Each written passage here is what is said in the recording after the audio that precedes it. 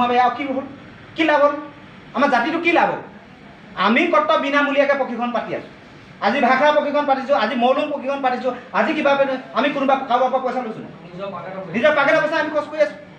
আজি ছাৰ এইটো নিৰ্মাণ কৰি আছোঁ আমি নিজৰ পকেটৰ পইচা খৰচ কৰি আছোঁ আমি নিজক লৈ ব্যস্ত হৈ আছোঁ কিন্তু টাই আহোম জাতিটোৰ নামত যিটো বিধানসভা সমষ্টিত যিমানটো বাজেট দাখিল হয় সেই বাজেটটো যাতে টাই আহোম জাতিটোৰ কাৰণেহে খৰচা হয় কোনো ধৰণৰ জেগাত যাতে মিছ ইউজ নহয় সেইকাৰণে আমি আজি এই সভাখন অনুষ্ঠিত কৰিছোঁ আপোনালোকে চিম্পুল সৰু সৰু কথাবিলাকৰ লগত লাগি যুঁজি থাকিব নালাগে আমি ব্যক্তি বিশেষে নহয় আমি গোটেই ৰাজকীয় বংশটো হৈ পিনে আমি গোটেই ৰাজত্ব কৰা এটা জাতি হৈ পিনে যদি আমি সাধাৰণ চাৰ্কেল আমাৰ এটা গেষ্ট হাউচৰ কাৰণে আমি কান্দি থাকিব লগা হৈছে কত কোটি টকা আজি মনোজ গগৈয়ে কৈছে যে সেই ক্ষেত্ৰখনৰ কাৰণে 1 কোটি টকা খৰচ কৰিছে ভাল হৈছে কেনেকৈ ভাল হৈছে গোগামুখত কিমানটা টাই আহোম মানুহ পৰম্পৰা মানুহ চলি থকা মানুহ আছে হে কোনটো মানুহে লক্ষ্য কৰিব লাগিব কোনটো মানুহে এনেকুৱা জেগাত গভৰ্ণমেণ্টে চাউচেন এটা নিৰ্মাণ কৰিছে তাত 11 ফুৰালুং মানুহ নাই আজি টেলিজান 90% টেলিজান গাঁৱৰ মানুহখিনি 90% ফুৰালুঙৰ মানুহ আজি হাতীগড় মানুহখিনি 60% ফুৰালুঙৰ মানুহ ভেৰপৰা মানুহখিনি 90% ফুৰালুঙৰ মানুহ সেইবিলাক জেগাত কিয় দিয়া নাই সেইবিলাক জেগাত কিয় হোৱা নাই আজি টাউন বান্ধত গোটেই 90% নালাগে 100% ফুৰালুঙৰ মানুহ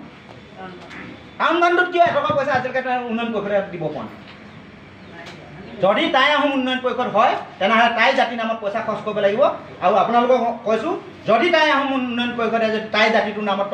অহা টকাবিলাক যদি বেলেগ বাজেটত খৰচ কৰে তেতিয়াহ'লে আমি তেখেতলোকক বিৰোধিতা কৰিবলৈ বাধ্য আজি আমাৰ বাইদেউ আছে ভাইচ চেয়াৰমেনে সকলোখিনি কথা এখেতৰ আগতে উপস্থাপন কৰিবলৈ ক'লে গঠনমূলক আলোচনা হৈছোঁ আমাৰ জয়ন্ত দিহিঙীয়াই সম্পাদকে গোটেই অল অসমৰ উন্নয়নৰ পৰিষদত টাই জাতিৰ উন্নয়নৰ পৰিষদৰ কথা কৈছে আমাৰ উন্নয়ন পৰিষদৰ সদস্যগৰাকীয়ে তেখেতক সন্মান জনাইছে বা সেই ভাষাটোৰ বক্তব্যবিলাক প্ৰতি তেখেতক সহানুভূতি জনাইছে মহেন্দ্ৰ গোহাঁই চেয়াৰমেনে জনাইছে কিন্তু তেওঁলোকে এটা বাক্য কিয় আজি তাৰিখত এৰিব পৰা নাই যে আহোম উন্নয়ন পৰিষদৰ ঠাই টাই উন্নয়ন পৰিষদ বুলি কোৱা কথাষাৰ কিয় একেমুখে প্ৰকাশ কৰিব পৰা নাই টাই আহোম উন্নয়ন পৰিষদৰ আমাৰ সদস্যসকল আছে টাই আহোম উন্নয়ন পৰিষদৰ সদস্যসকলৰ লগত আমি বহলভাৱে এখন আলোচনা কৰা হ'ল আজি টাই আহোম ছাত্ৰ সন্থা টাই আহোম উন্নয়ন পৰিষদ আমাৰ ধেমাজিৰ বিশেষ ব্যক্তি লখিমপুৰ বিশেষ ব্যক্তি আৰু আমাৰ পয়ফলং মুণ্ডুন চুনখামৰ কেন্দ্ৰীয় সমিতি সকলো বিষয়ববীয়া উপস্থিত থাকি আজি এখন সভা অনুষ্ঠিত কৰা হয় যিহেতু টাই আহোম উন্নয়ন পৰিষদৰ যিসকল মানে যিটো আমাৰ ফাণ্ড আহে সেই ফাণ্ডটো যাতে আমাৰ টাই জাতিটোৰ কাৰণেহে খৰচ কৰে বাকী বেলেগ জেগাত আমি খৰচ কৰিবলৈ লোৱা আমি আঁচনি দেখিবলৈ পাইছোঁ বা দেখা পাইছোঁ সেইবিলাকত যাতে কাহিনীও লিপিবদ্ধ নহয় তাৰ কাৰণে আজি এটা বহলভাৱে আমি চিন্তা চৰ্চা কৰি আজি এই সভাখন অনুষ্ঠিত কৰা হৈছে আমাৰ টাই আহোম ডেভেলপমেণ্ট কাউন্সিলৰ কেইবাগৰাকী বিষয়ববীয়া আমাৰ মাজত উপস্থিত আছিল আৰু আমাৰ সকলোখিনি দল সংগঠনৰ বিষয়ববীয়া উপস্থিত থাকি অসমৰ বিভিন্ন প্ৰান্তৰ লোক আহি আমাৰ মাজত উপস্থিত থাকিল চৰাইদেউৰ পৰা আদি কৰি গোলাঘাটৰ পৰা আদি কৰি সকলোখিনি উপস্থিত থাকিল আজি আমাৰ এই ডেভেলপমেণ্টৰ ক্ষেত্ৰত যথেষ্টখিনি বহলভাৱে আলোচনা কৰা হ'ল আৰু টাই আহোম ডেভেলপমেণ্ট কাউন্সিলখনকো আমি অনুৰোধ জনাওঁ যে আমাৰ এই টাই জাতিটোৰ মূল সংগঠন পয়ফুৱালুং মুণ্ডুন চুনখামৰ লগত যিকোনো কাম সহযোগিতা আগবঢ়াই পিনেহে গোটেই সকলো কামখিনি যাতে আগবঢ়াই নিয়ে তাৰ এতিয়া এটা বিতৰ্ক হৈছে যে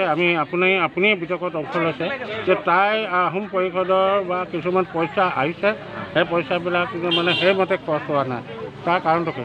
হয় আচলতে এই যিটো আমাৰ পৰিকল্পনা এই পৰিকল্পনাটো কৰোঁতে টাই আহোম উন্নয়ন পৰিষদে কেনেধৰণে কৰিছে নাজানো কিন্তু আগৰ যিখন সমিতি আছিল সেই সমিতিখনৰ যিটো এষ্টিমেট সেই এষ্টিমেটৰ মতে তেখেতলোকে খৰচ কৰিছোঁ বুলি কৈছে ইতিমধ্যে